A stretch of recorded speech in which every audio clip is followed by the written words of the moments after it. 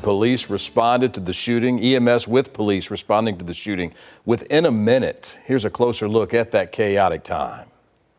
Right before the shooting, Austin police say a large SUV drove several times around the block of West 6th Street near Rio Grande.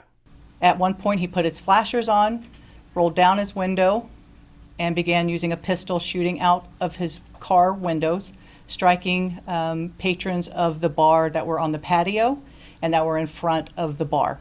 Then, Austin police received the call at 1:58 a.m. When this came out, we were about 56 seconds away coming from east to West Austin, and that saved multiple lives. The suspect then drove west to Wood Street and parked the vehicle.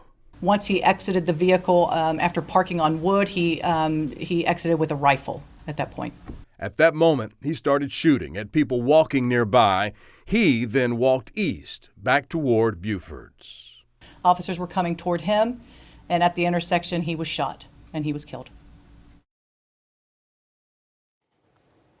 Now, we spoke to the UT student who caught some of that video you've seen and was a witness to the shooting early Sunday morning. And he says he's traumatized from his experience.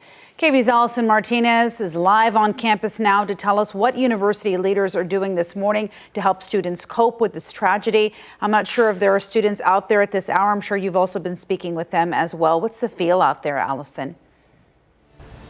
Brian and Yvonne, good morning. Yeah, we've seen a good, consistent flow of students heading to class, heading to study this morning, and the tone overall here is really solemn. There's also an increased presence of police and security vehicles. Just in the last 5 minutes alone, I've seen 3 different types of public safety vehicles kind of just driving slowly through this area, keeping an eye on things. Now, the University of Texas Police Department promised to increase these efforts in an effort to make sure that all Longhorns feel safe during what is undeniably a very difficult time. This week, you can expect an increase of patrols all through the university and West Campus neighborhood.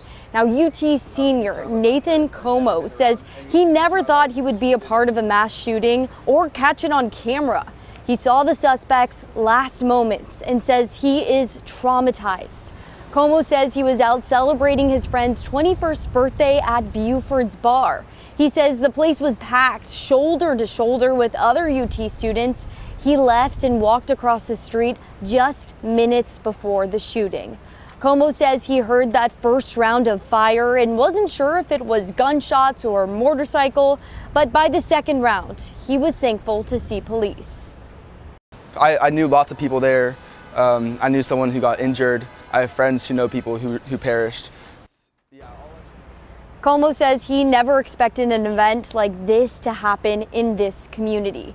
UT President Jim Davis says the Dean of Students Office has been out interacting with family members, interacting with students. They've been at the hospital making sure that all injured students are doing okay and checking in on them.